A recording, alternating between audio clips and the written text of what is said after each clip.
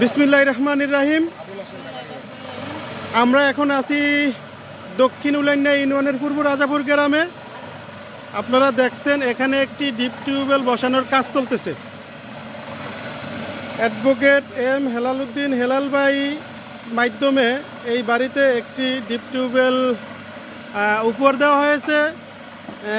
আমরা এখন শুনবো এখানে এই ব্যাপারী বাড়ির যে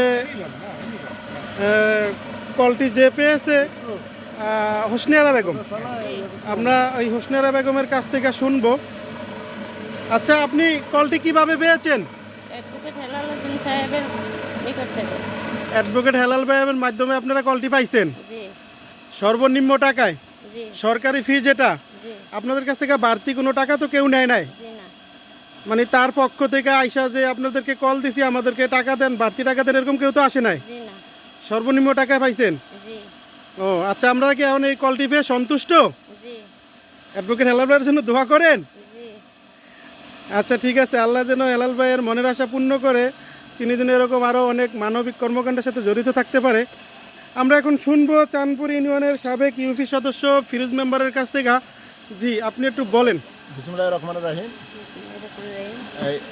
advocate M Helal Uddin BDR হত্যা ট্রাইব্যুনালের সহকারী অ্যাডভোকেটের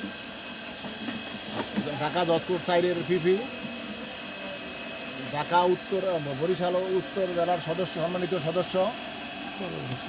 যেমন এই কলটি সর্বনিম্ন ইয়াতে অ্যাডভোকেট হেলাল এর মাধ্যমে পেয়েছে, কিন্তু আমরা বুঝতেই পারতাম না যে কলে এত কম রেটে কম ইয়াতে কল পাওয়া যায়।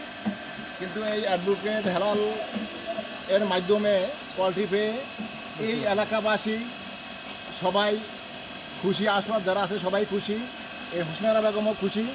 তবে হেলাল অ্যাডভোকেট হেলাল উদ্দিন এই কলের মাধ্যমে এলাকায় অনেক উন্নয়নমূলক কাজ করতেছে।